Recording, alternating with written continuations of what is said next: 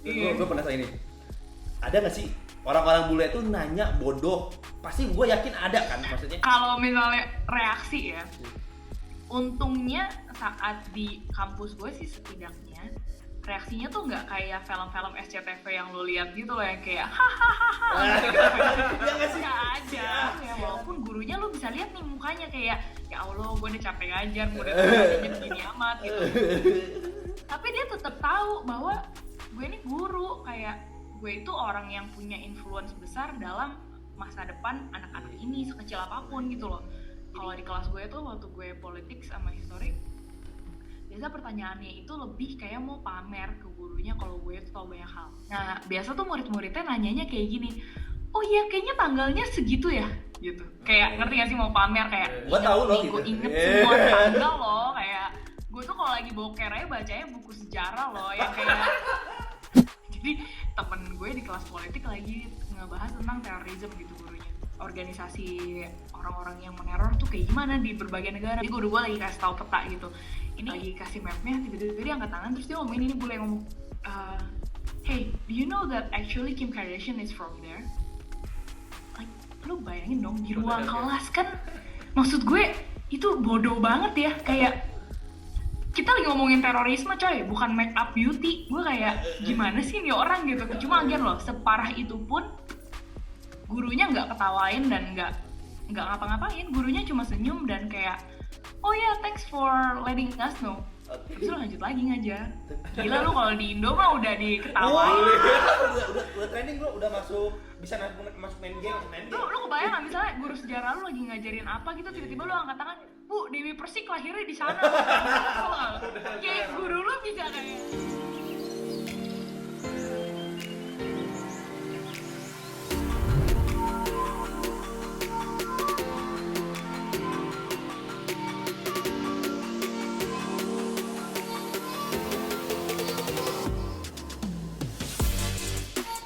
Gue Regi dan gue Lutfi. Jadi luangkan waktumu dan selamat menyaksikan Bincang dan Cerita. Hai pendengar Bincang dan Cerita, thank you banget nih udah ngikutin podcast kita sampai sekarang. Nah jadi beberapa bulan yang lalu tuh gue sempet coba-coba nih masuk ke dalam grup podcaster Indonesia di salah satu platform. Contohnya banyak banget sharing yang bisa kita dapetin di sana. Misalnya kayak belajar diskusi tentang gimana cara ngedit sound yang bener, terus cara monolog yang baik, bikin topik yang bagus, strategi marketing, sampai ajakan buat collab. Nah, sesi ajakan buat collab ini kita juga kontekan nih sama salah satu narasumber yang bakal kita ngobrol di episode kali ini. Namanya itu Yunita. Dia aktif di podcast Abjad Tersirat. Dia juga udah aktif juga nulis di blog-blog. Pokoknya keren dah karya-karyanya itu. Nah, yang menariknya lagi adalah Yunita ini sekarang tinggal di Jerman. Dia itu udah 3 negara. Oh, 3 negara. Iya, basically Yunita ini adalah seorang diaspora yang Jakarta. Dia dari Jakarta, udah 10 tahun diaspora di 3 negara. Nah, gimana sih cerita serunya berpetualang merasakan manis dan pahitnya tinggal di luar negeri, dan apakah itu memang sesuai ekspektasi kita gini yang kayaknya keren gitu ya di luar negeri. Kacau. pengen banget, cuman ya kita takdirnya masih di sini dulu gitu. Iya. hanya berharap ya. Halo Yunita, apa kabarnya? Hai, baik. Gue sudah segar kembali setelah baru bangun pagi ya beberapa jam yang lalu. Iya. Apa kabar kalian di Bandung yang habis sepedaan? Lo habis ngapain lo? Oke, jadi bisa diceritain nggak Yunita gimana pengalamannya 10 tahun diaspora di luar negeri di beberapa negara sampai akhirnya sekarang bisa berakhir di Jerman. Kalau nggak salah baru pindah juga ya di Jermannya. Iya, betul. By the way, sekarang laki gue baru pulang. Jadi ada bunyi kerincing-kerincing. Kayaknya gantian gue yang diem sekarang. Oke, enggak apa-apa. Santai. Edit. Ini kayak rekaman manusia miskin gitu kan. Ya nggak sih? Ya, Kayak masyarakat. kalau iya kan, kalau lo levelnya tuh kayak punya studio sendiri gitu kayak enak banget tuh, nggak bakal ada yang masuk gitu. Kayak rumahnya Ahmad Dhani kan udah punya studio sendiri kan. Kita kayak studio masih kayak di sofa ya, kayak Memulai dari sini, Gila, Jon. kan? Kita memulai dari sini dulu. gitu. Tenang. Mulai dari sini dulu ya. Iya. Betul. Tahun depan kayak Deddy Corbuzier. Oh iya sih, Wih. di Corbuzier mah udah ada studio sendiri ya. Kemarin kita sempat ini sih Yunita pas episode kedua studio podcast profesional gitu. Serius, Niat banget sih. tapi ngefek nggak? Tapi ngefek kan? efek emang Di- efektif lah. Terus kayak bisa dibantu dieditin juga gitu sama Hah? kerjaan. Oh iya? Iya enak banget. Cuman emang ada additional fee sih kalau misalnya mau diedit. Cuman karena kita rada-rada miskin gitu. Ya, makanya- kismin ya gitu ya. ya udahlah ini aja. Males ya lu keluar ini dari podcast Pumlot udah bayarin orang, kayak males banget. Oke, sip. Gue juga Oke, kemarin gua jawab. yang episode sebelumnya kan gue ini ya sama teman gue di Dubai gitu kan. Terus kayak Iya, gue baca tuh, gue liat tuh yang engineer. Terus nah noise-nya itu dari guanya. Tiba-tiba gue kan kayak di balkon gue tuh ini ya langsung kayak banyak anak-anak kecil main, terus banyak tukang skotek gitu yang ting ting. Teman gue tuh lagi ngomong keren-kerennya gitu loh kayak Anjay, kompetisi, anjay. Aduh, kompetisi, bete banget ya. ting ting ting. Tapi tetap gue masukin tuh. itu audio back sound Indo banget gak sih? Kalau nggak suara tawa masjid. Oke, jadi kalau gue sendiri, gue udah keluar dari Indonesia tuh buat merantau dari 2010 bulan Juni. Jadi itu gue pertama kalinya dari Jakarta, gue cabut ke Perth untuk belajar. Terus abis itu gue di Perth sampai 2017 awal. Dan saat itu gue pindah sama suami gue ke Eropa untuk pertama kalinya. Nah saat itu gue waktu di Eropa itu gue pindah pertama kali ke Madrid di Spanyol. Pasti tau lah ya, Real Madrid tuh udah pada tahu pasti kan. Pasti. Jadi gue ke Madrid pertama kali itu karena suami gue memang berencana untuk ngambil master program. Jadi ambil MBA waktu itu. Nah terus kita rencananya saat itu nggak yang kayak kita harus banget nih di Eropa gitu, nggak kayak gitu sih. Cuma setelah kayak setahun lah ya MBA programnya selesai, terus kita coba cari peruntungan apakah dapat kerjaan di Madrid atau enggak, atau di Eropa in general. Katanya dapat di detik-detik terakhir setelah gue menjadi illegal migrant ya sedikit di sana sebulan gitu. Terus akhirnya ya udah gue pindahlah dari Madrid ke Seville, which is itu di south of Spain. Gue tinggal di sana bentar sih. Itu yang berapa ya, 1,5 tahun kalau nggak salah. Nah dari Seville banyak hal terjadi yang agak-agak menyebalkan gitu ya. Iya. Akhirnya kita decided untuk udah deh kayaknya kita mesti cabut nih dari ini tempat. Dan at that time si laki gue ini coba cari kerjaan posisi lain tetap dengan kantor yang sama tapi di kota yang berbeda atau negara yang berbeda. Dan dapatlah di Munich bulan Oktober tahun lalu kita baru pindah, terus berarti Oktober ini setahun. Iya kan, lu juga aktif nulis nih, Yun. Iya. Tapi ya sebenarnya apa sih Yun yang lu pengen dengan lu menulis? Sebenarnya apa yang lu pengen sampein gitu ke orang lain? Apa yang ide apa atau misalnya rasa apa yang lu pengen sebenarnya sampein ke orang lain gitu dengan tulisan-tulisan lu gitu sebenarnya? Kalau misalnya gue lebih ke pertama sih untuk memperlihatkan ke orang ya, maksudnya kadang-kadang kalau lu lihat orang itu keluar negeri tinggal di luar, lu kayak langsung kebayangnya wah gila nih orang pasti hidupnya enak banget nih. Which is gue pernah merasakan ada di posisi itu saat gue melihat orang lain di luar sana keluar negeri gitu kan, kayak ih enak banget ya dia bisa ke Eropa gini gitu. Sedangkan lo stuck sama komplek perumahan lo dengan suara-suara bakso dan sekotengnya itu ke tadi kan. Tapi lu kangen kan Yun? Lu kangen kan sekoteng gitu kan? Tapi gue kangen sih bener. Tapi maksud gue kadang-kadang pas lo akhirnya beneran keluar negerinya itu gitu ya, itulah proses-proses yang kadang-kadang orang harus lihat gitu.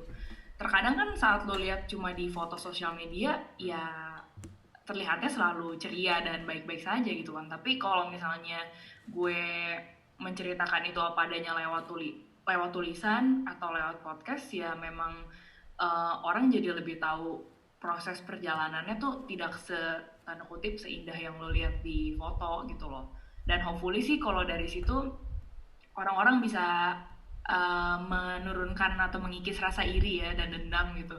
Karena kadang-kadang lo ngelihat nih misalnya temen lo, apalagi seumuran yang kita kayak gini kan kita semua juga lagi mencoba untuk mencari jati diri kita tuh apa sih, apa bener nih kerjaan yang udah kita jalanin tuh yang bener-bener kita mau gitu. Dan kadang-kadang sangat gampang, sangat mudah untuk lo jadi iri dan membandingkan diri lo sendiri gitu loh. Misalnya lo yang kayak ngeliat hidup gue gitu 10 tahun kayak ih gila ya, kayak asik banget nih orang. Enggak juga sebenarnya gitu.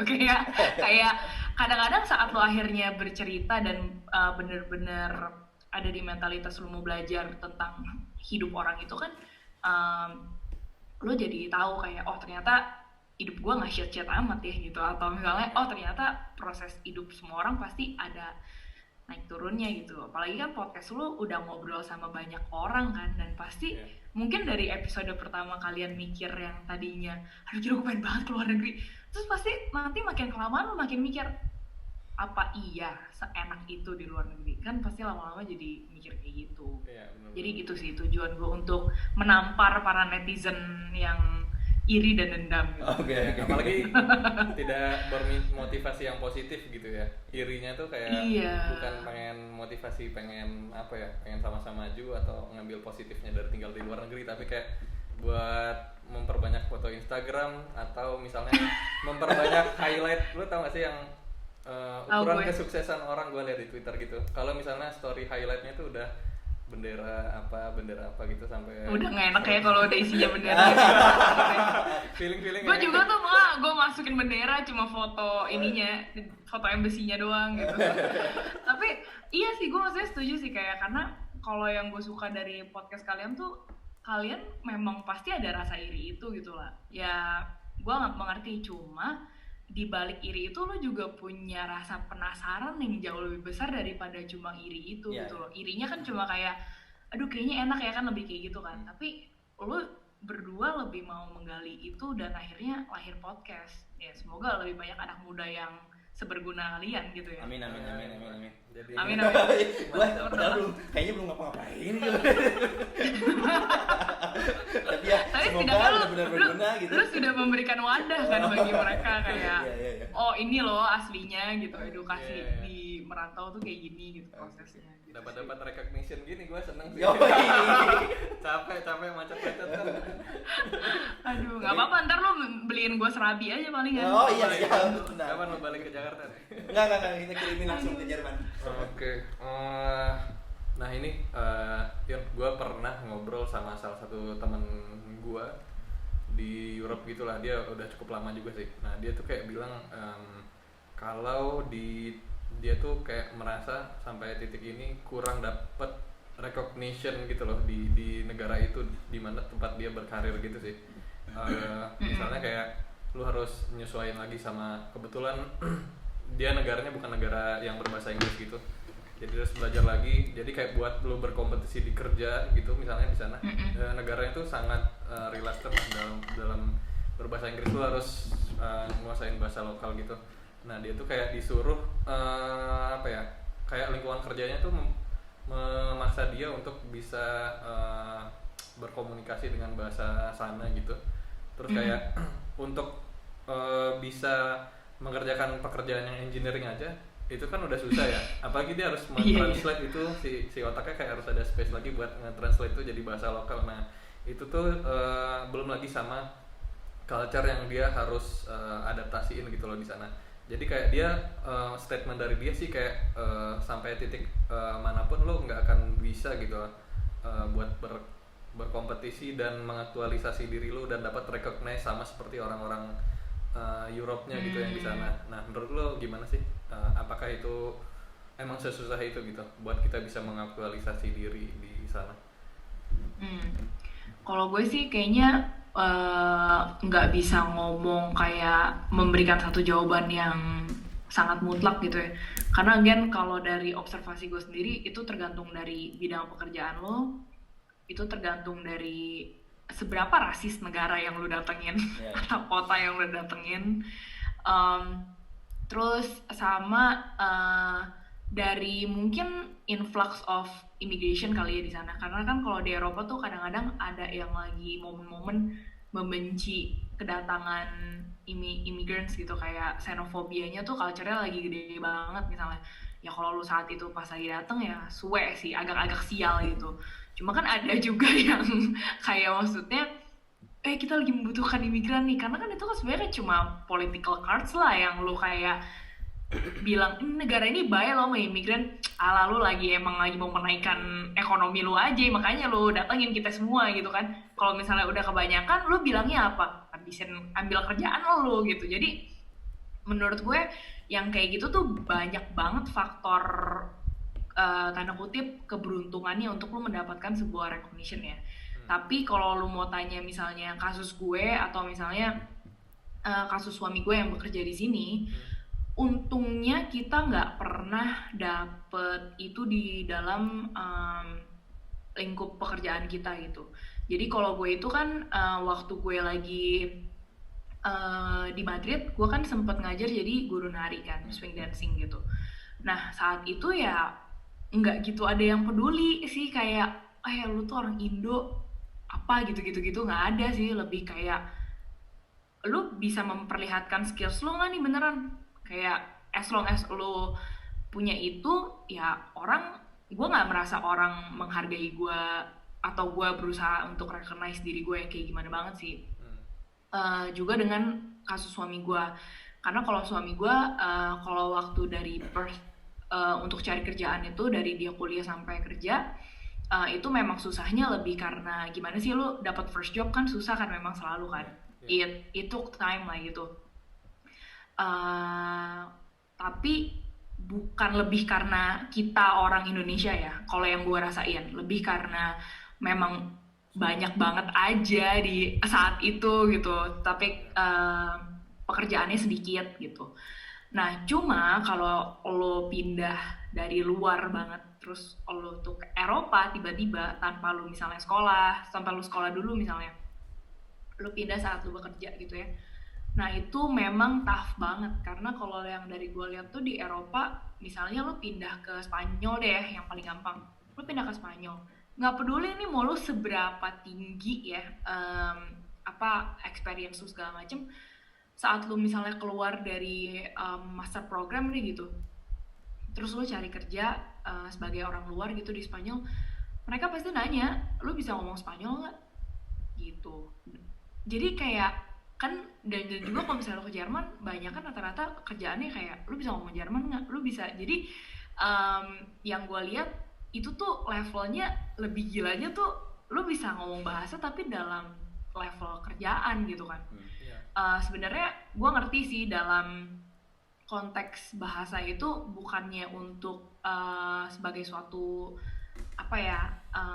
rintangan untuk lo kayak lo mah sampah dari negara apa sih developing countries, lo nggak akan bisa, bukan yang kayak gitu ya untuk bahasanya. Tapi dari yang gue tangkap itu bahasa itu ada untuk juga memudahkan hidup lo, kerja sama teman-teman kerja lo, lebih nyambung sama working culture-nya juga, lebih dapet sense of belonging mungkinnya di kantornya gitu. Jadi gue sih waktu saat itu, kalau suami gue untungnya dapet pekerjaan yang memperbolehkan dia tetap bisa ngomong Inggris gitu. Karena memang posisinya susah banget dicari buat orang yang mereka lokal sendiri. Ya udah akhirnya suami gue dapet kesempatan itu, kayak ya udah nggak apa-apa kalau lo ngomong Inggris. Cuma kalau misalnya gue juga diperbolehkan waktu di Madrid untuk ngajar kelas pakai bahasa Inggris sih. Cuma gue yang memaksakan diri untuk ngomong Spanyol gitu, karena gue notice perbedaannya. Saat gue di kelas ngomong Inggris doang, kalau misalnya gue tanya do you have any questions, ya orang-orang Spanyol ini ya gelagapan lah coy gitu. Kayak ya bayangin aja lo misalnya mau guru Inggris lu sebaik apapun tapi dia ngomongnya do you have any questions, ya sebenarnya lu punya pertanyaan tapi lu malu kan untuk ngomong bahasa yang bukan lu gitu. Jadi tuh tetap ada jaraknya. Tapi saat gue menjeburkan diri gue sendiri. Saat gue waktu lagi ngajar nari itu gue pakai Spanyol yang Spanglish gitu ya sebutannya, ya mereka ketawa gitu, karena bukan ketawa mempertawakan gue, tapi mereka tahu gue tuh put effort. Jadi kelasnya tuh langsung beda banget, kelasnya tuh langsung kayak mereka berani nanya, tapi mereka mikir, oh iya, Inggris gue juga bego, Spanyol dia juga bego, yaudah yuk kita bego bareng gitu. Jadinya kayak gitu kan lebih bahagia gitu ya. Sama kayak di Indonesia, kalau misalnya ada yang kayak Expat. expat gitu, pesan nasi goreng satu. Woi. Mister. Kayak iya, kayak Iya, saya sih. mau makan sate gitu, kayak Obama gitu. Iya. Emotion relation sih kan ya sih. Iya. Jadi ada kayak Iya gitu loh. Kalau dari gue gitu ya, kalau tentang apa sih, tentang recognition dan segala macam, again sih lo mesti bener-bener piung gitu, menjeburkan diri dan lo lihat sendiri. berarti kan dari cerita lo tadi kan ini gitu ya, lo kayak masuk langsung nyemplungin diri, langsung belajar bahasanya, even lo sampai sempat ngajar nari juga ya di Spanyol dulu. Nah kalau nggak salah kan lo di Spanyol juga dan di Jerman itu baru sebentar gitu loh. Seberapa sulit sih untuk bisa nyemplungin diri terus kayak belajar bahasanya gitu loh? Soalnya emang mungkin struktur bahasanya juga beda gitu ya sama Inggris di sana. Yoi, pertanyaan bagus tuh. Sulit apa dan sepeda Gue pun apa? juga lagi masih mencari formulanya ya, trik untuk kayak langsung switch gitu ke bahasa yang lain lagi.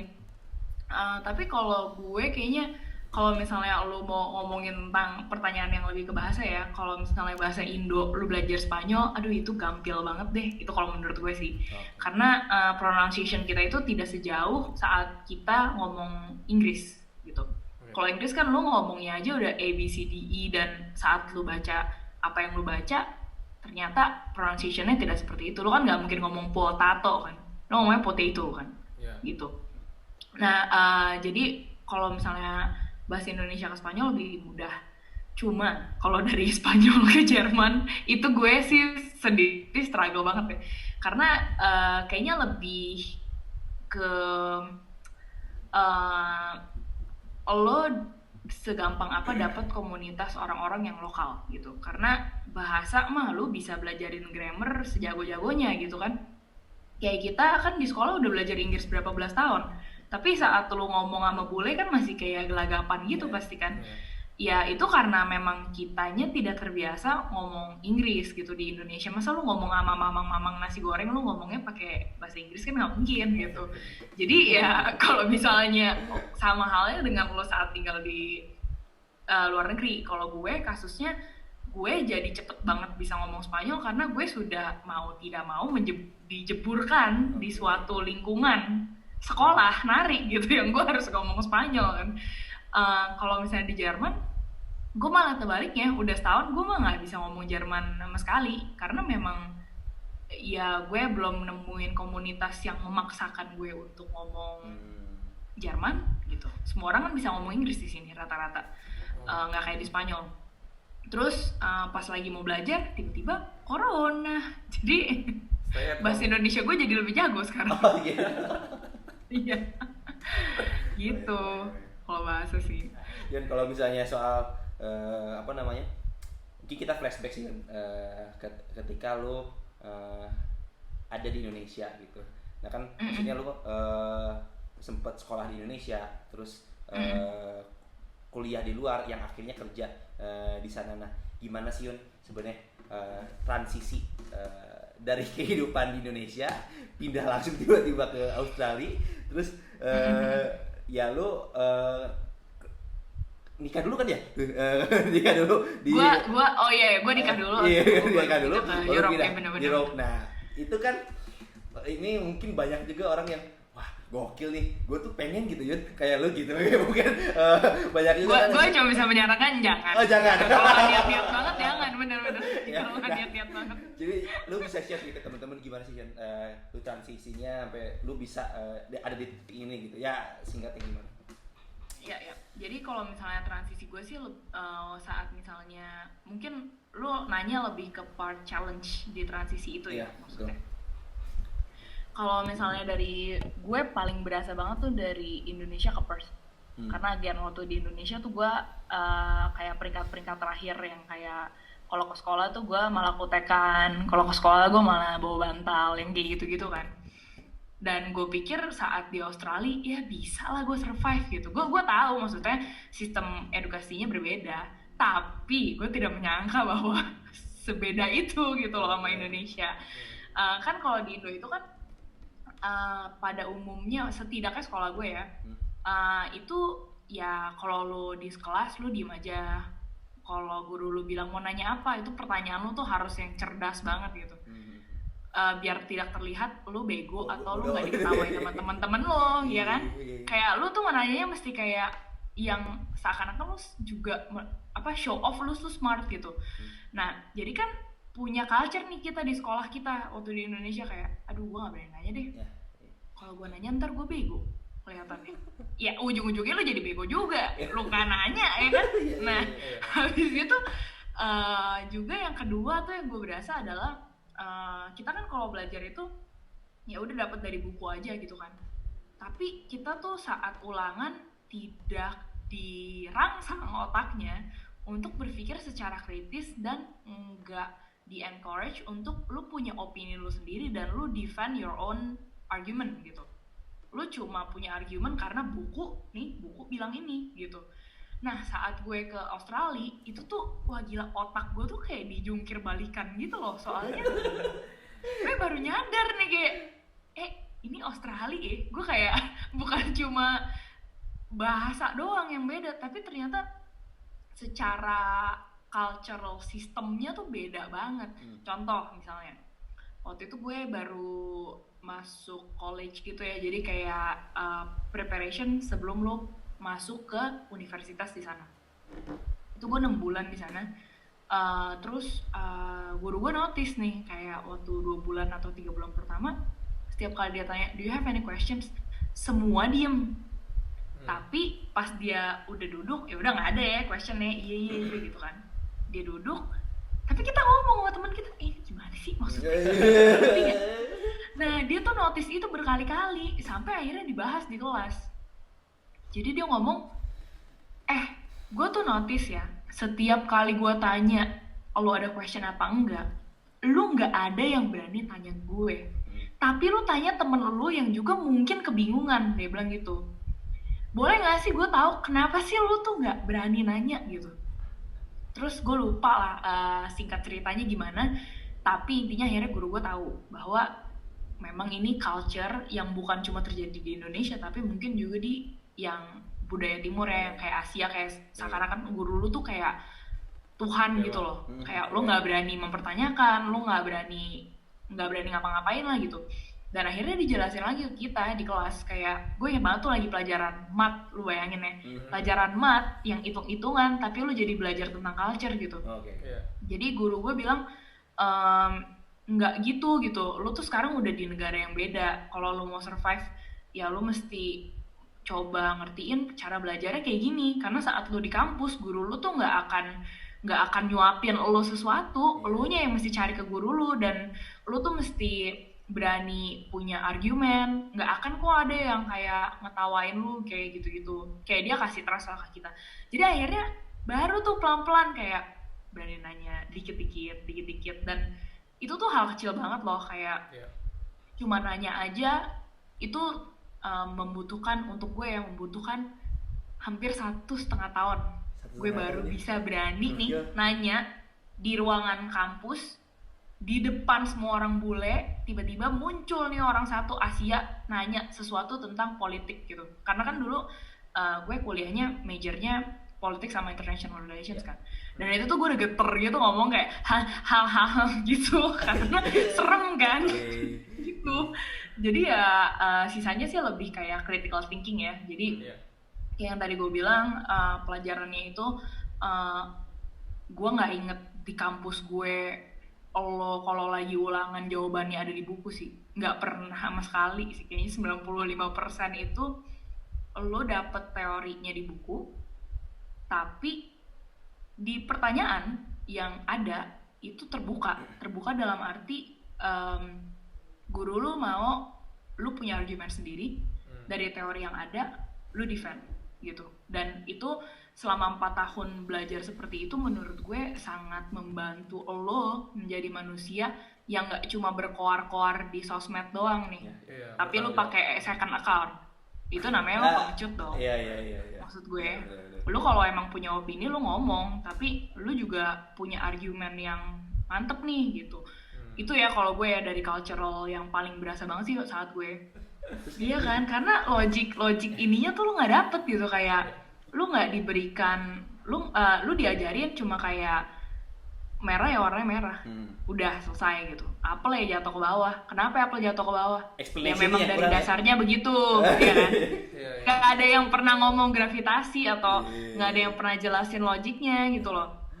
Jadi ya gue ngerti banget sih, kayak maksudnya bagaimana, lu bayangin lah gitu kalau lu udah, maksudnya kalau kita bertiga gitu udah belasan tahun kan dengan pemikiran seperti itu di sekolah, yang lu pikir itu kayaknya normal gitu, nggak tahu pas lu keluar negeri kayak new normal. Ternyata enggak ya. Ini bukan new normal lagi, itu udah beda dunia banget, gila itu. Oke. Nah, Jun, gue penasaran ini. Ada nggak sih orang-orang bule itu nanya bodoh? Pasti gue yakin ada kan, maksudnya. Nah, terus iya langsung sih. Inget. Nah, maksud gue ekspresi orang-orang di sana gimana sih, Yun? Gue penasaran karena pasti lu ngalamin gak sih? Iya sih. Nah, gue lu kalau mau lihat yang gitu lu mesti ke unit yang lu belajarnya politics, international relations, history, filosofi. Nah, itu tuh banyak bule-bule yang semacam itulah gitu. Jadi kalau misalnya reaksi ya, untungnya saat di kampus gue sih setidaknya reaksinya tuh nggak kayak film-film SCTV yang lo lihat gitu loh, yang kayak hahaha nggak ada.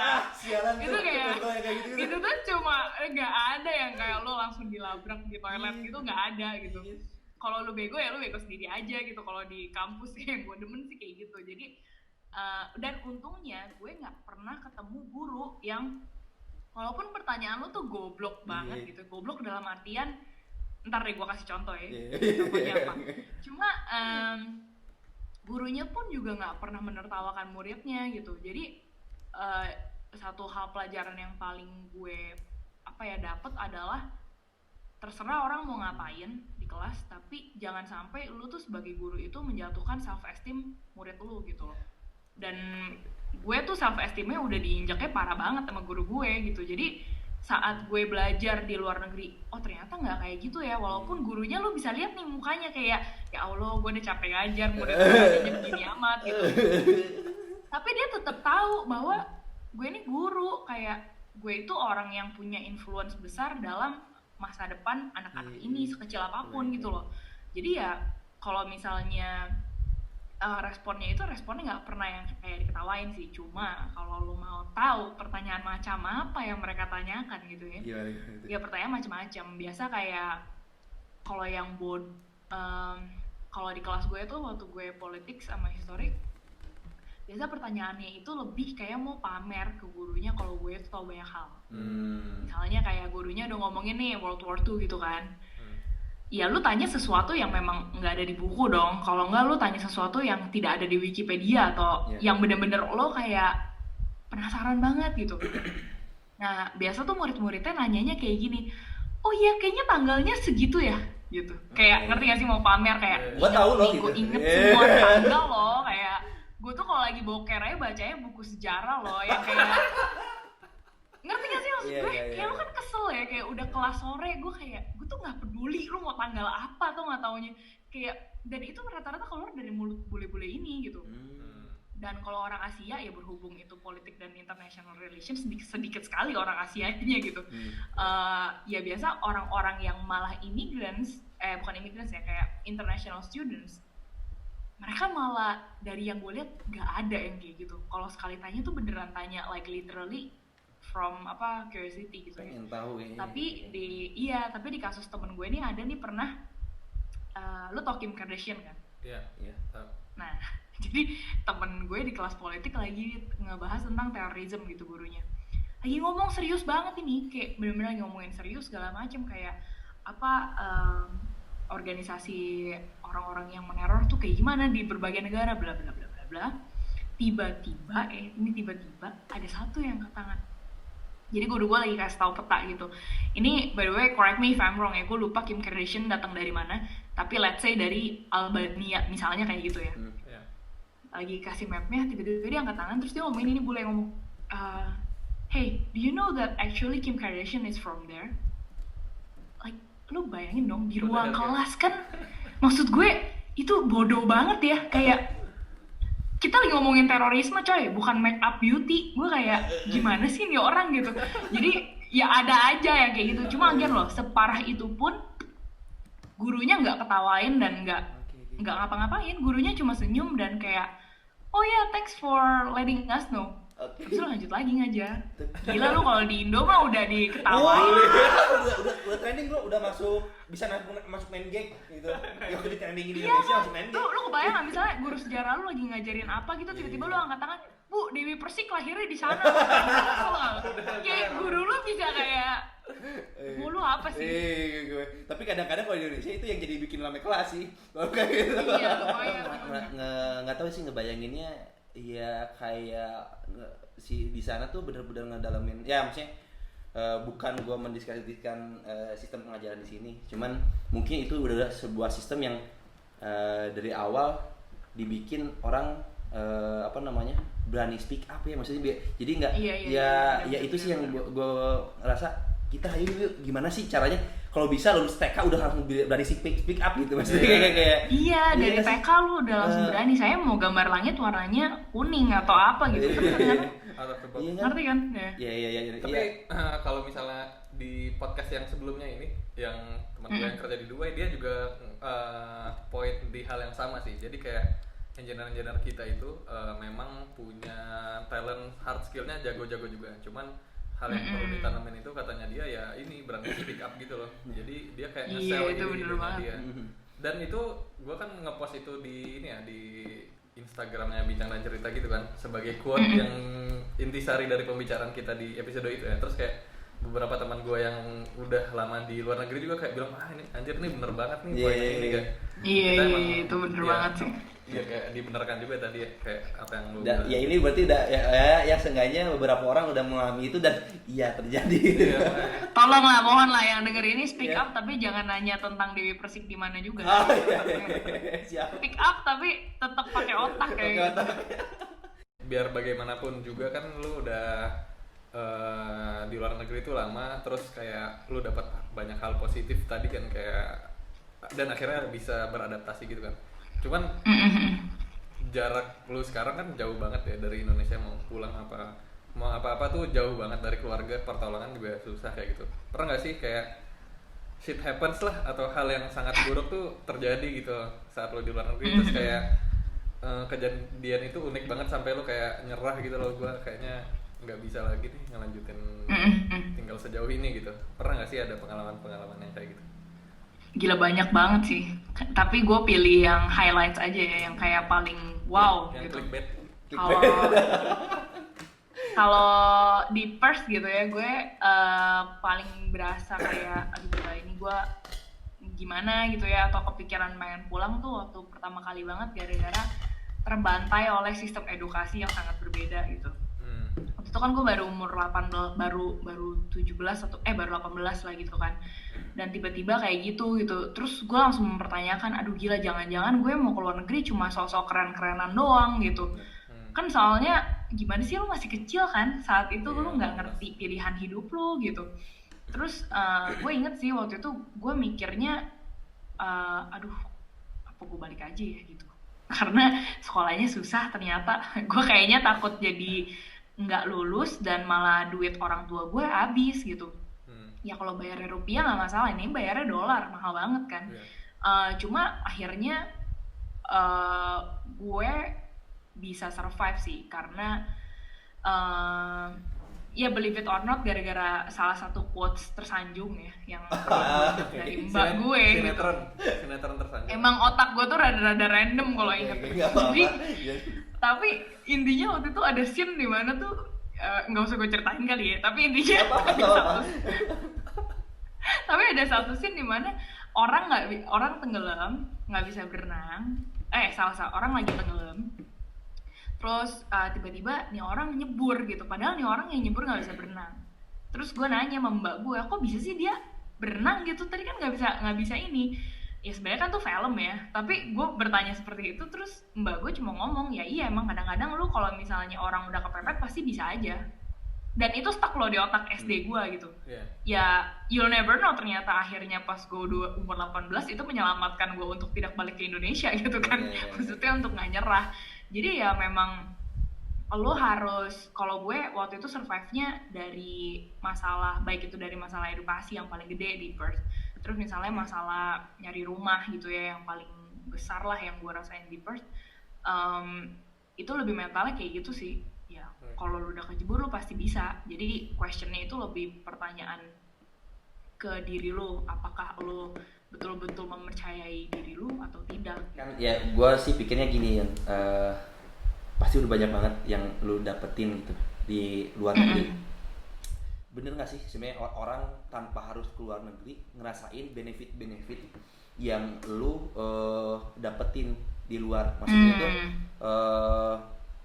gue harus ngapain sih, menurut lu nih maksudnya gue harus ngapain biar tanpa gue harus kesana gue tuh punya kompetensi yang sama dengan mereka yang udah ngalamin sesuatu di luar negeri kayak gitu. Nah gimana Yon? Karena gue yakin nggak banyak orang yang punya opportunity bisa keluar negeri, dan gue rasa itu yang maksudnya kunciannya lah, maksudnya kuncian buat orang-orang yang memang belum bisa nih gitu kesana gitu sih. Kayak kunci jawabannya sih. Kunci jawaban. Tips trik. Bener. Nih gue kasih kisi-kisinya.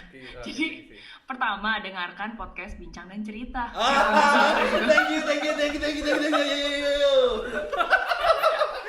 Ini kayak nggak ada soft marketing sama sekali, itu gede banget. Oh iya. Ini sorry.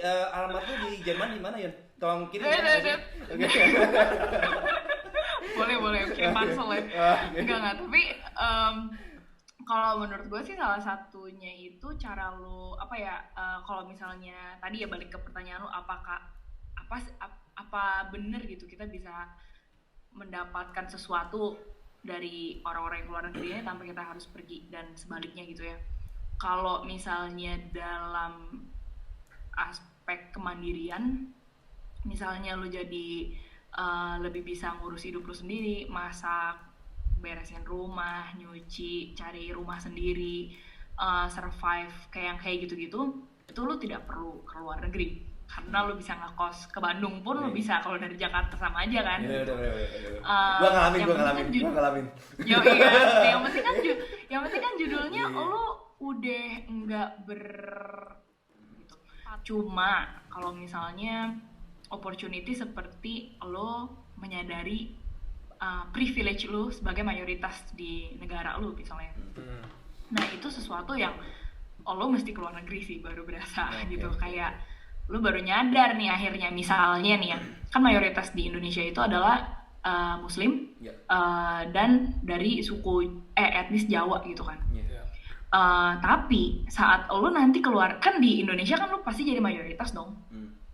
Tapi saat lo akhirnya keluar negeri, lo baru sadar lo tuh bukan siapa-siapa, lo tuh minoritas. Kayak di Indonesia misalnya, ini tanpa mau menyinggung agama apapun ya, misalnya lo berjilbab gitu di Indonesia, kan normal, lo puasa. Ya orang yang nggak puasa malah ngikutin yang ini, maksudnya lo kalau misalnya makan yang mesti inilah, maksudnya tahu diri gitu, jangan depan orang puasa misalnya gitu.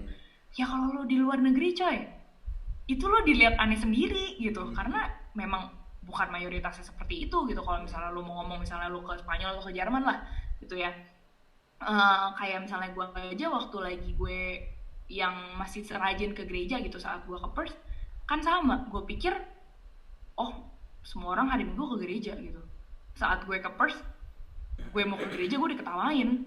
Kan itu something yang kayak, ih gila ya, lo langsung mempertanyakan sesuatu yang kayak kayaknya yang gue pikir ternyata selama ini gue tuh ada punya tempat di manapun gue berada, ternyata nggak juga gitu. So yang kayak gitu misalnya lo check your own privilege sama lu ketemu lebih banyak manusia dalam berbagai macam spektrum, itu kayaknya lebih dapet kalau lo ke luar negeri sih. Karena kalau di Indonesia itu kan cuma bedanya itu apa sih, paling bahasa daerah gitu, warna kulit lo yang kayak gitu kan. Tapi kalau di luar negeri tuh gile, gue ketemu banyak banget yang kayak dari LGBT bentuk manapun gitu. Atau Ada misalnya masyarakat juga ya? apa? Ada cabang-cabangnya juga ya? LGBT nggak cuma satu? Iya, maksudnya yang kayak gitu. Sekte-sekte. Jadi kayak saat lo bener-bener ngelihat semua orang itu bukan, maksudnya bukan cuma LGBT ya maksud gue, tapi orang-orang yang spektrumnya berbeda banget hidupnya sama lo. You come to the point dimana who am I to judge gitu. Karena saat lo akhirnya lihat di luar, lo akhirnya mikir gila, ternyata hidup orang tuh nggak bisa lo kotakin hitam atau putih. Ya walaupun lo nggak dapet jawabannya apapun itu, mereka ada di sana gitu. Jadi ya itu bener-bener pelajaran terbesar banget sih yang gue ngerasain, untuk kayak ya jangan menggibahkan orang ya udah gitu, tapi jangan di poin dimana lo ngejudge dia sampai lo bikin dia kayaknya berasa hidupnya salah banget. Itu sih kalau gue. Itu ya kayak lu jadi dipaksa buat menyadari bahwa di dunia ini emang banyak orang yang benar-benar diverse banget, dan Iya, lu bener harus sih. bisa ngikutin tempatnya gitu ya, harus masing-masing ada tempatnya gitu loh, jadi kita bisa nyesuaiin juga gitu kan. Enggak Iya, dan susah kan kalau lo lagi di luar negeri nih, misalnya ya lo mau ngejudge seseorang yang di luar dari pemikiran normal lo tuh nggak normal gitu. Lah lo ngejudge orang, emangnya lo siapa? Lo kan juga pernah datang, ngerti kan? Jadi lo kayak ada pengingatnya selalu gitu setiap kali lo mau judge orang. Ya lo ngejudge orang, lo juga pendatang, weh, lo juga nggak sama anehnya kasarnya sama tuh orang gitu loh. lu ada anehnya Gitu. juga gitu ya. Buat bisa- Atau lu bisa juga, sebenarnya gue baru kepikiran, maaf motong. Iya. Lo cari komunitas ekspat di negara lu gitu. Nah, Jadi iya. misalnya lo di ya Indonesia gitu kan, apalagi di Jakarta, gue nggak tahu kalau Bandung, tapi Jakarta pasti kan banyak ekspat kan. Ya lu carilah komunitas itu, bisa kan? Kayak lu cari komunitas itu, dan mereka pun pasti juga membutuhkan orang-orang Indonesia lokal yang bisa diajak belajar bahasa Indonesia, Iya, bisa iya, diajarin iya. cara guidance hidup di Indonesia tuh survive kayak gimana gitu. Lu datangilah gitu, karena beberapa tempat-tempat kayak embassy gitu pasti punya event kecil atau punya grup kecil yang bisa kayak gitu. Kalau misalnya sejelek-jeleknya lo nggak bisa dapet scholarship lah gitu, kan tapi yang lo mau dapetin ini sebenarnya pengalaman untuk berbicara dan berbincang sama orang dari berbagai negara manapun. depth sama mereka gitu kan. Iya sih. Iya benar-benar kayak gitu kan. Jadi ya gila men, kayak lu bisa ke komunitas manapun sebenarnya, walaupun memang exposure-nya berbeda ya. Pasti kan kalau yang lo lagi masih di Indonesia ya taunya kurang sedalam yang saat lu di luar negeri gitu sih kalau gue. Oke, keren banget. Keren banget. Jadi kayak ya semoga bisa merasakan. Amin. Nah, itu kan dengan segala perbedaannya gitu, ini tak yang udah lo ceritain tentang culture di Indonesia dan di sana, ada culture shock yang lo pernah alamin juga. Tapi ada nggak sih culture yang udah embed di orang Indonesia ini yang sebenarnya bisa membantu lo buat survive di luar, atau malah ada beberapa sisi dari culture-nya orang Indonesia ini yang bikin ada hal yang bisa kita ungguli gitu nggak sih di sana, terus kayak yang bisa bikin kita tetap compete di apa ya, di kancah internasional gitu nggak sih kalau menurut lu? Asik, kancah Kaca internasional. internasional cuy. Yoi. Gila ya, mantap. By the way, gue suka nih yang pertanyaan ini, karena saat lu tanya gue baru mikir apa ya gitu. Kalau gue sih ngerasanya ada dua hal. Yang pertama itu mungkin bukan ke culture ya, tapi saat lo lahir sebagai orang Indonesia, keuntungannya apa sih yang bisa bikin lo mungkin lebih bisa survive dari orang-orang lokalnya gitu kalau lo keluar negeri. Kalau gue sih yang pertama itu tentang kadang-kadang nih ya, lo tuh berada di developing countries, tinggal di komplek, macet, angkot lo nggak ada yang dateng, atau tiba-tiba mogok kayak gitu-gitu. Itu kan hal kecil ya yang lo pikir kayak ini negara sampah banget sih. Tapi saat lo akhirnya ke luar negeri, lo tuh baru sadar itu tuh benar-benar hustle yang kayak wow, ternyata itu kayak gift loh untuk mengajarkan gue setiap harinya tentang persistence gitu. Tentang ya memang hidup nggak ada yang gampang coy gitu. Emang nggak ada yang gampang, lo kalau mau gampang ya jadi rumput aja gitu. Cuma karena yang gue rasain itu saat gue kenapa gue ngomong begitu, karena yang gue rasain adalah saat gue ke Perth gitu. Waktu pertama kali itu gue tuh demen banget pakai public transport, kayak kemana-mana gue naik train ke pokoknya kemana-mana lah gitu ya, naik bus segala macem. BTW, motong, gue juga gitu sih, pas ke Jakarta gue seneng banget pakai Transjakarta gitu. Anjir gue pakai, iya kan sih, ya minimal gitu sih. Anak Nora seperti kita ini gitu. Gue kemana-mana ke Transjakarta, lanjut, sorry. Seneng banget kan, iya. Cuma saat lagi kayak lu ketemu sama orang lokalnya nih, tapi kan kalau kasus lu kan orang Jakarta mau komplain aja, gue jamin kan. Tapi komplainnya juga lu ngerti kayak iya sih, angkot di Bandung juga begitu misalnya kayak gitu kan. Tapi kalau misalnya di luar negeri itu tuh jomplang banget perbandingannya. Teman lokal gue nih misalnya kalau lagi nunggu bus sama gue atau apa, dia ngomong kayak gue benci banget sama misalnya si Transperth gitu, telat banget, selalu telat. Terus gue nanya, telat banget? Kayaknya nggak pernah gitu. Gue mikir kenapa telat, emang telat berapa lama? Ya ini udah telat nih 5 menit. Gue dalam hati mikir, cobain dulu busway coy, lo cobain dulu Transperth ya, udah kagak ada schedule-nya ya kan, lo masuk hoki-hokian bisa nunggu setengah jaman gitu. Jadi yang kayak gitu saat itu gue mikir, gila ya, gue tuh karena udah hidup di Jakarta sekeras itu gitu, hal kayak gitu mah gue udah gak peduliin lagi. Karena malah pas lo keluar negeri lo malah kayak pengen lo elus-elus gitu, rasanya sofanya kayak ih bagus ya, bersih banget ya gitu. Tapi orang-orang yang di sana kan nggak pernah merasakan hidup sekeras kayak kita di Jakarta kan. Terus misalnya macet, kayak gila ini macet banget sih, parah ya elah, cuma kejebak macet 15 menit coy, kita sejam kayak ngerti nggak? Jadi hal-hal yang kayak gitu loh yang akhirnya lo berpikir bahwa wah gila ya, ternyata tuh hidup di negara dan juga di keluarga yang ya agak pas-pasan mungkin ya gitu, berkecukupan, itu bikin lo jadi manusia yang tidak manja dan nggak selalu apa-apa komentar gitu. Malah sebaliknya, lo kalau misalnya lihat di luar negeri kayak gitu, lo jadi bersyukur, jadi kayak mikir wah gila ya, ternyata di negara gue tuh kayak gini loh gitu loh. Jadi kalau gue sih yang kompetensinya itu sih, sama yang kalau yang kedua itu tentang mungkin ragam multikulturalismenya dan juga agama gitu.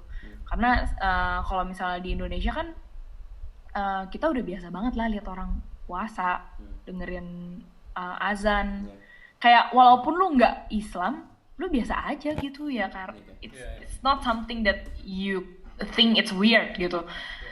Cuma saat lu keluar negeri, terus misalnya lu lihat nih orang-orang yang memakai jilbab gitu ya, dan jalan sendirian, gue tuh ada beberapa kali ngeliat beberapa orang ngeliatin gitu, kayak dalam hati gue kayak lu norak banget sih, kayak di Indo tuh biasa banget tau gak sih yang kayak gitu. Kayak terus misalnya temen gue waktu itu, gue lagi pergi ke Maroko sama teman-teman gue dari Spanyol, mereka tuh kayak ngebahas gitu loh, kayak ini masa kita nggak boleh minum alkohol sih, parah banget di wedding, karena di wedding mereka kan selalu minum alkohol kan. Gue kayak gila ya, ternyata tuh yang kayak gini-gini bisa bikin kita semua survive loh, hal kecil yang lo nggak pernah kepikiran. Terus mereka kayak ngomong waktu itu kayak, iya nih berisik banget nih kan, di Maroko juga ada pengingat yang azan buat untuk sholat itu kan. Kan itu kan ya bunyi lah di jam 5 kali itu. Mereka tuh kayak bingung gitu, kayak ternyata ada ya suara pengingat. Gue kayak lu norak banget sumpah, kayak dalam hati gue tuh kayak itu udah biasa banget di Indo. Jadi kadang-kadang saat lu jadi orang Indonesia dengan keragaman yang sebesar itu gitu, saat lu keluar negeri lu udah gak norak lagi, dan lu biasa aja, dan lu jadi ngerti kayak oh gue ngerti loh kenapa nih orang-orang bule mikir gitu, dan gue ngerti juga nih kenapa gue mikir kayak gitu. Jadi ya itu sih dua hal itu tentang multiculturalisme, keuntungannya, dan yang pertama ya lo lahir di negara yang memang tidak memanjakan lo gitu. Iya. Iya. Jadi Bisa lebih nahan-nahan komplain lah. ya bisa nahan Iya, komplain. lebih tough gitu loh. Iya. Cuman sebenarnya gua pikir juga ada ininya sih, apa namanya, kadang sisi buruknya kita menerima aja mungkin ya, sisi buruknya kita Bener. menerima aja. Terlalu slow. Iya, terlalu slow. Dan menurut gua mungkin itu yang mereka bikin jadi bikin mereka next level. Maksudnya kita pun berharapnya sampai ke sana kan, dengan kita mengalami kesulitan tadi gitu ya dari itu. Gua telat 20 menit biasa aja, cuman kan maksudnya dari situ ketika kita lihat keluar, oh di luar tuh sampai segininya. Mungkin itu yang bikin kereta api Indonesia semakin kesini kan semakin baik ya, maksudnya. Ya nggak sih, maksudnya yang diharapin bukan kita menerima aja nggak sih, maksudnya, tapi kita bisa next level dengan adanya masalah. Nah, yang gua pikir, nggak tahu nih, correct me and if I'm wrong, gua ngerasa apa ya, kita tuh punya banyak masalah di Indonesia. Maksudnya itu jadi gudang kita buat nge-solve itu gitu, masih kayak anjir masih banyak. Kalau di luar mungkin gue pusing mau pengen ngapain gitu ya kan. Mungkin gue arsitek semuanya udah ada rumah udah gampang ya kan, di luar mungkin ya nggak sih, kayak semua ke apartemen juga orang nyaman. Kalau di sini kan orang tuh masih struggling, gue pengen bikin rumah biasanya kayak gitu ya, kayak gue gitu. Oh berarti posisi gue masih ada nih, karena serius Yon, di Europe itu kan tanah dikit kan, maksudnya terus orang-orang ya buat arsitek mungkin yang kayak gue fresh grad, gue masih bisa cari kerja tanpa gue ngantor. Mungkin kalau misalnya di Europe susah banget, posisi kayak gue punya opportunity itu karena masih banyak orang yang ngebutuhin jasa gue nih. Gitu, dan tanahnya masih ada gitu sih. Iya, emang. Jadi ya itu betul. Tentang mindsetnya sih, kayak mindset kita yang ya gue harapin kita bisa evolve gitu semuanya. Iya, tapi mindset yang tadi lo ngomong yang kayak kadang-kadang ada another perspektifnya ya, berarti kayak misalnya yang orang bule tadi ya, kayak 5 menit tuh kayak udah berharga banget kan. Iya. Itu bener sih, gue baru mikir juga, iya berarti kita yang slow juga ya. Yalah, macet aja pak. Lo nyampe kantor bilang aja meeting kena macet pak, sorry. Lu kalau di Australia lo ngomong kena macet dibantai lo, kayak macet di mana, lo tinggal di mana, kayak Melbourne gitu. Gak mungkin gitu. Kita yang nggak mikirin tentang perjalanan kita kan, maksudnya kayak gitu kan, maksudnya. Iya gue kebayang sih, maksudnya gue kuliah di Unpar.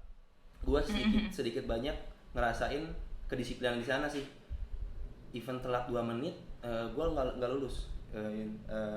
Hah gile. Kalau lagi exam maksud lo? Iya, kalau gue ujian gue telat. Pokoknya pintu udah ditutup, berarti gue nggak lulus. Langsung nggak lulus. Nah, maksudnya gue ngerasain itu, dan di titik itu juga yang bikin gue, gue switch nih kehidupan gue SMA. Gue tinggal dulu ya, gue kayaknya harus jadi yang baru gitu, maksudnya. Iya benar. Kayak gitu sih yang pikir-pikir mungkin ya banyak nih yang harus dirubah dari sistem-sistem kita, misalnya yang kayak kedisiplinan gitu, menurut gue ya itu wajib. Betul. Mindsetnya ini kali ya, kita kayak nge-embrace banyak masalah yang ada di tempat kita itu, buat kita lah yang harusnya jadi problem solver dari masalah-masalah tadi gitu ya. Bukannya kayak betul.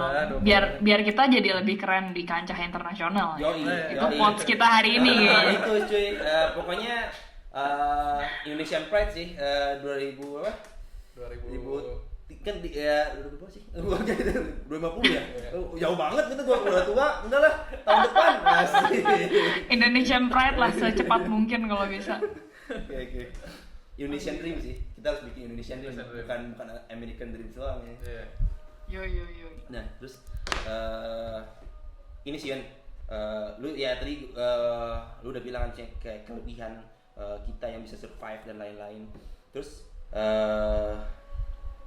sebenarnya menurut lu apa sih yang menjadi penghambat itu semua? Maksudnya ya tadi kita sebenarnya mungkin kita pun ya bisa berkompetisi gitu kan sama orang-orang, cuman apa sih sebenarnya yang menurut lu jadi penghambat kita untuk bisa kompetisi itu gitu? Oke. Jadi gue jawab yang tadi yang si Regi nanya. Kalau gue sebenarnya penghambatnya itu udah terlepas dari nationality lu dari mana ya gitu, karena bukan cuma kayak maksudnya kita kadang-kadang juga jadi orang Indonesia yang belum keluar negeri gitu, kita selalu menjelek-jelekan diri kita sendiri gitu loh. Walaupun memang negara kita banyak sekali yang kurangnya, tapi kan kita sebagai individu kan tidak dihargai cuma karena dari nationality kita kan. Kita kan lu sama Regi tuh beda gitu. Walaupun lu sama-sama Indonesia, gue sama lo orang beda walaupun kita sama-sama Indonesia. Jadi di mata gue penghambatnya itu sebenarnya cuma otak lo sendiri. Penghambatnya itu ya self esteemnya kita gitu loh. Kalau misalnya lo dari sebelum keluar negeri aja, dan gue ngomong ini karena gue pun juga berpikir hal yang sama ya di saat sebelum gue pindah, atau misalnya gue lagi mau pindah ke satu negara, gue mau pindah ke tempat yang lain, ada gitu di benak kita gitu mikir kayak, aduh tapi itu gue cuma pendatang ya, atau aduh tapi itu gue cuma orang Indonesia ya. Padahal terserah orang mau mikir negara ini apa, ya peduli setan gitu sama otaknya mereka. Cuma lo bisa nggak buktiin kalau lo nggak kayak gitu. Even ke diri lo dan juga ke orang yang ya berpikir seperti itu gitu. Jadi penghambatnya itu bener-bener ada di otak kita doang, literally, sumpah. The moment lu bilang misalnya kalau gue baru nyampe Perth, terus the moment gue bilang aduh Inggris gue tuh kayak anak-anak Jakarta banget, enggak deh kayaknya gue nggak bisa deh ngomong Inggris, ya udah jadi nggak bisa ngomong Inggris gitu. Iya dong, it's just like as simple as that gitu. Atau misalnya gue bilang aduh gue orangnya telaten nih, kayak gue nggak bisa deh kerja kantoran. Ya udah kalau lo ngomong kayak gitu itu yang terjadi kan, nggak ada yang bisa merubah itu lagi. Jadi ya kalau di mata gue penghambatnya dan juga faktor lo bikin maju semua deh, lo mau dari negara manapun nggak ada gunanya tapi dari diri lo sendiri gitu. Soalnya kalau misalnya soal menghambat itu juga masuk dari tentang self esteem kita ya, dari edukasi misalnya kan, kayak misalnya yang tadi kalau lo di kelas nggak berani nanya gitu, kayak guru lo ketawain lo, jadi kan lo itu kadang-kadang hal kecil yang saat lo keluar negeri lo mikir aduh kalau gue nanya ini, atau gue cari opportunity ini, atau gue minta atau mengetuk opportunity ini, gue gimana ya, pasti kan ada pikiran kayak gitu. Cuma ya jangan berpikir seperti itu gitu. Terserah lah orang mau bilang orang Indonesia tuh korup banget gitu ya, which is emang agak-agak sih. Mental gue tuh masih kayak mental koruptor gitu kadang-kadang.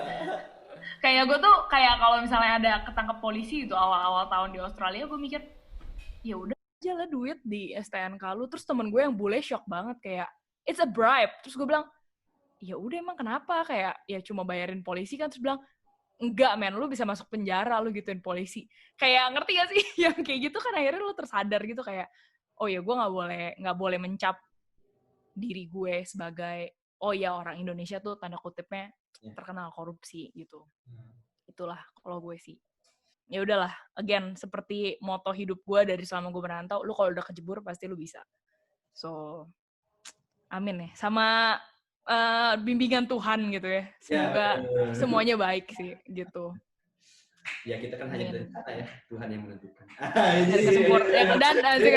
Dan kesempurnaan itu hanya milik Allah kan ya. Kita kayak Dorce Show nih lama-lama gitu. Kesalahan hanya milik saya gitu. Itu bener banget. Ini kita kenapa jadi kayak apa sih, kultum gini ya? Ya emang kita sensitif betul sebenarnya konsep. Nuansanya ya ampun. Dilihatin aja. Boleh segmen khusus lu kayaknya yang ke depan. Aduh gila ngakak. Pasti Jan, gue seneng banget denger cerita. Ini bukan gue ngejilat lu ya. Bukan hanya karena dia anak luar negeri ya, bukan seperti itu ya. Dan gue kayak ngerasain jadi minimal ya apa yang lo rasain di sana gitu. Penasaran gue ada di titik-titik itu gitu. Oh iya jadi gue semakin semangat ya, mungkin gitu rezeki gue apa namanya, ada proyekan di sana ya, semoga ya gitu ya kan ya. Semoga lah. Gue ngerasa kalau emang lu meant to be somewhere akan kebuka sih jalannya gitu, believe it or not gitu. Jadi ya kalau memang lo season of life-nya ditempatkan di suatu tempat gitu. Mungkin dalam kasus lu berdua ingin coba mencicipi luar negeri, tidak hanya mendengar dari podcast, ya pasti kebuka jalan ya kalau misalnya ada gitu. Amin. Tapi gue juga thank you lah, maksudnya kayak gue literally senang mendengarkan perspektif dari orang yang berbeda gitu loh, nggak cuma dari teman-teman gue yang udah pernah ke luar negeri doang. Karena kan again ya balik lagi kayak ini promosi podcast lu lagi nih. Harganya nambah nih gue. Tapi beneran kayak gue appreciate untuk ngobrol sama orang yang memang mereka penasaran mau belajar lebih banyak gitu. Itu something yang lu malah nggak akan pernah tahu akan lihat lu tuh kemana gitu. Bisa aja kan tiba-tiba lu ketemu donatur besar gitu di podcast. Amin. Kayak melihat Sini, siapa tahu investor-investor yang datang sini ya. Iya kan, kayak siapa tahu bilang, oh iya kayaknya dia bener-bener sungguhan ya, terus tiba-tiba lu orang berdua dikirimin sekolah kemana, kayak mana lu tahu sih, kayak you never know man. Gitu. Who knows? Yes. Manusia hanya bisa ini ya, berusaha. Balik lagi ya. Makasih Yunita atas sharingnya. Kita udah. Yep, sama-sama. Kita waktunya karena beberapa hal teknis tadi. Jangan lupa beberapa hal teknisnya masukin ke dalam bloopers ya. Kalau Iya bener tuh, asik tuh kayaknya. seru itu kayaknya.